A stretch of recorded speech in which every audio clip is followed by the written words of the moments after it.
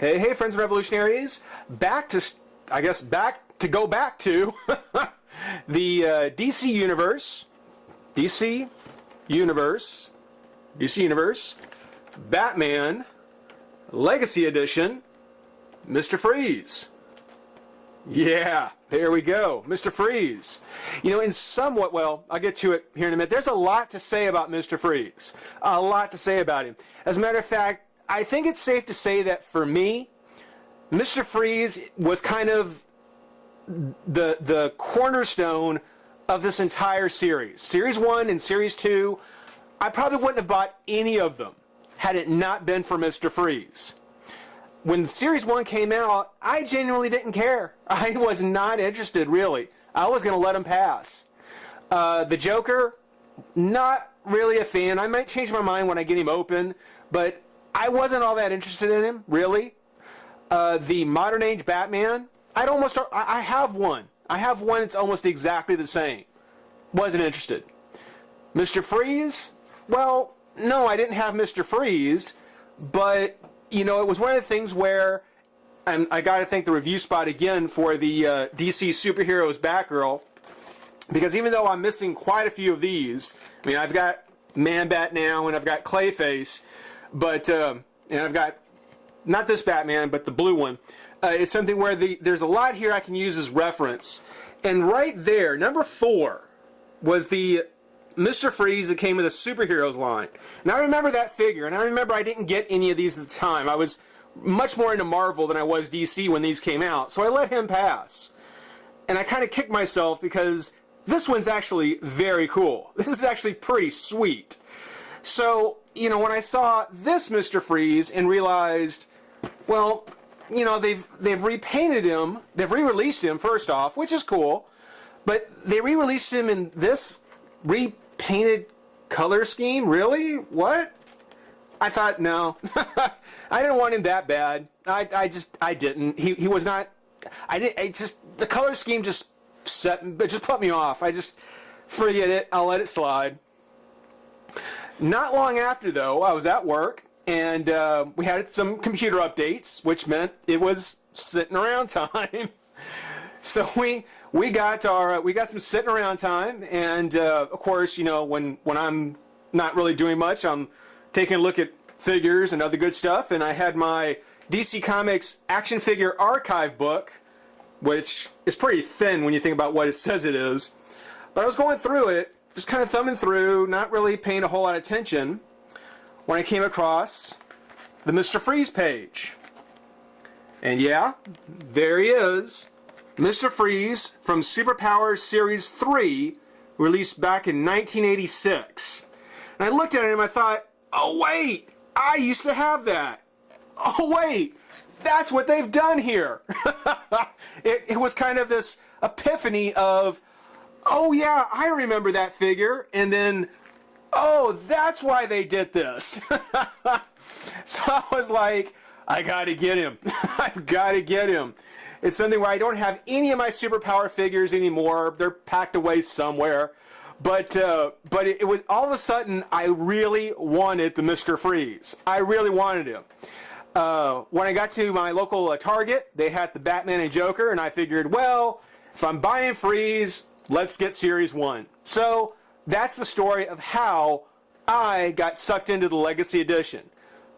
From this rather not quite what you'd expect Mr. Freeze figure. It's very cool. I still like to have the one from the Superheroes line. Seriously, that black costume is awesome. But yeah, this one is a nice fill-in, or I'm hoping it's going to be a nice fill-in. Now that I realize that it's like, this is not just some, you know, random kind of, well, we'll just put him in a redeco, but instead a type of a tribute to the old Superpowers line, which, you know, Mattel has really done a lot for. You know, they've definitely tried to pay homage to Kenner, which I appreciate. Taking a look at the package, getting on to the figure though, there is Mr. Freeze. There he is on the side, looking very ominous. As we pointed out in Series 2, because I did 2 before 1, the skyline at the top, it's got the DC logo, the Batman emblem, which when I see this emblem, the thing I always think about when I see this symbol with Batman, you know, with the cape, bat shape, and the Batman on there, was that this is the same shape and the same logo they used as the display bases for the Hush figures. So whenever I see this, I always think to myself, you know, that came with my Poison Ivy Hush. I got that with my Harley Hush figure. I got that with my Joker. You know, I never think of this as the Batman symbol, and instead I always remember this as being the base for my Hush figures. That just sticks in my mind. But no bat symbol, no bat flash, but plenty of snow and ice, of course, to fit for Mr. Freeze. On the side here is a picture of the poster that comes with him. And I'll make a comment when I get it open and take a look at it, but that actually looks like somebody else to me. If this had been a Superman poster, that looks like somebody else to me. I'll let you guess who. On the back is the rest of the picture for Mr. Freeze. Cool criminal Mr. Freeze.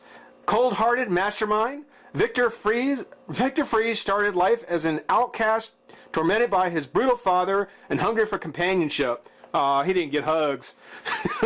Ultimately hired by GothCorp as a cryogenesis, Freeze fell in love and tried to use his science to save his beloved from a terminal illness. When GothCorp ended the funding for his project, thereby writing his love's death certificate, Freeze went mad and took revenge as Mr. Freeze, encased in his super frigid armor and wielding a freeze gun.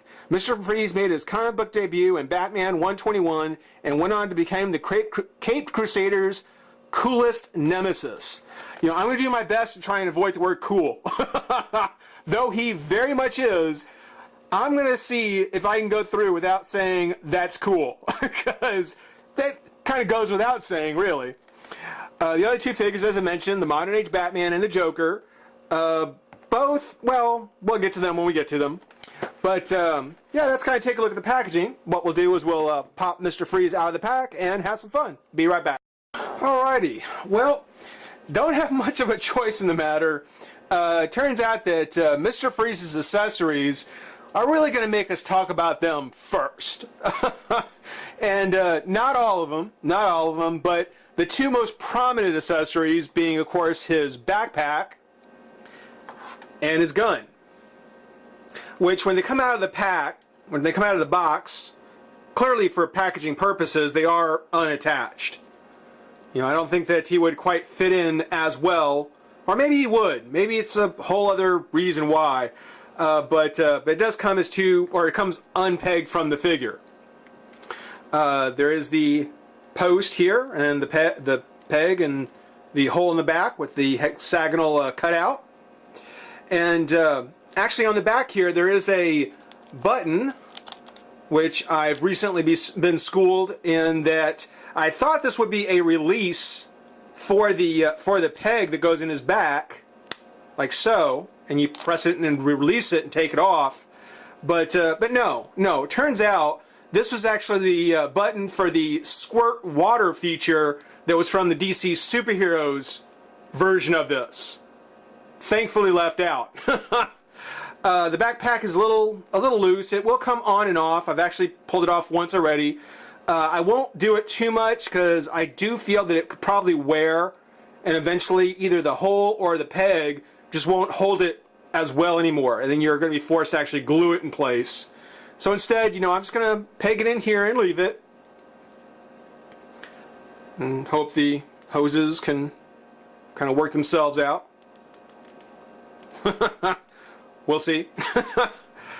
Which only leaves now his big massive gun, which, knowing it had a squirting feature, you know, now makes a lot more sense as to why he's got this huge gun with the nozzle on the end.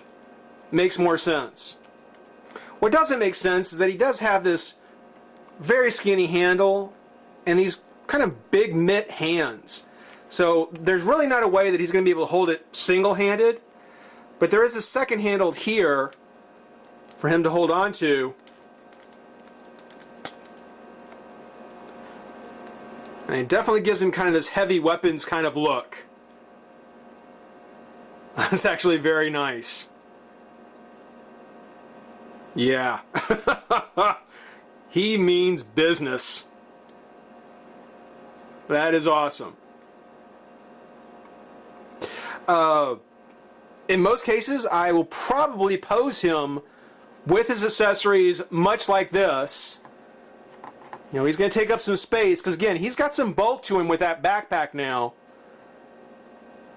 But he looks great. I mean, he really does. Despite the fact that that I do think that the black and blue armored version is still a nicer one to have, I think that the color scheme on this is actually pretty good too. I love how, and in some ways, I would be curious to see how the face looks if he's got a very pale face. Because the dome, it has a translucent purplish kind of color, trying to stay with the color trim on the top of the canisters, on his gauntlets, on his boots. And we'll talk about the boots here in a minute. You know, they're trying to keep the same kind of color scheme going. I would be kind of curious to know what color they use for his face. The white and the blue, nice contrast, gives it a nice kind of cool, you know, kind of icy kind of feel. He's got kind of the frost around the trim of his armor pieces, his components, certainly around the end of his gun. Very iconic Mr. Freeze kind of look. Now I was hoping that if you did want to pose him not holding the gun, that one of these holes that are on the side of his canisters would be able to fit the handle of the gun here. And as much as I tried, the only one that I can find is actually this one down here. It will actually let you put that in there. Now, I don't know if that was even meant to be done. I was thinking maybe taking a Dremel and maybe dremeling out this hole a little bit better. I think that that would be... Oh, there we go. that would actually be a better place for it to fit, would be up here. But for now, just to get it out of the way, just to kind of take a look at the figure, we'll put his gun on the side there. You can leave it if you like. But taking a look, I really, really like the style. Now, for people who have noticed, for people who, you know, have kind of wondered, by the time the DC Superheroes figures were coming out, Mattel was not above reusing parts from other figures. In this case, when we take a look at Mr. Freeze, the leg components are actually the same ones used in the Lex Luthor from the Superpowers. Again, a Kenner-themed Lex Luthor that they made. They reused parts to recreate a Kenner-themed Mr. Freeze Superpowers. I like that. I like the fact that, you know, we're getting the old school Kenner Superpowers with kind of a classics. You can start to see the classics part of it now. One thing that I did notice, and I was a little unsure of actually in pack, was that when you look at the top of the boot, I mean, sure, you know, you see the detailing here, you see the knees are the same, the legs are the same, just kind of repainted, but the top of the boot itself looked a little different. The foot is the same, bottom of the foot is the same, just the top of the boot was different.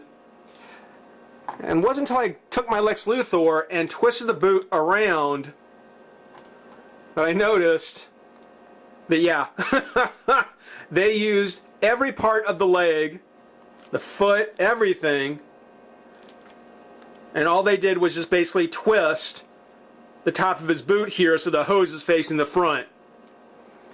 Hey, it continues the theme. It fits the theme of the hoses coming off of his backpack. You probably also noticed that the arms with the straps here, same thing there. Shoulders are different, clearly. You know, Lex Luthor's shoulders are much smaller to accommodate the armor. The gloves, complete retool, brand new gloves. You know, abdomen, top torso, everything's different. The legs, complete reuse. And then the arms themselves, a reuse on that. So, you know, not a bad reuse, you know, not really not one that completely screams at you, But if you've got the figures, also something you probably notice. On his articulation, his arm does come up and out. Twist of the shoulder, twist of the bicep, elbow, and glove. His leg comes out here, twist of the thigh, knee, and as we showed, top of the boot and the foot. His waist articulation, it does go side to side. And something kind of nifty when you do, you'll notice that his head actually will twist to go along with it. That's kind of cool. So if Mr. Freeze kind of stands off to the side, his head kind of turns along with him. That's actually really cool. The two other accessories that he comes with that you don't necessarily have to deal with. First one is the Batman Legacy, the silver base with the Mr. Freeze sticker. Got the bat symbol on it. Bat symbol, DC. Made in China. That'll go in the accessory box. And then the Underworld Unleashed poster, which we saw on the side of the box. And as I mentioned when we kind of glanced over it real quick, if I can take the rubber band off. Come on. I'm going to run out of time here. Come on. There we go. Okay.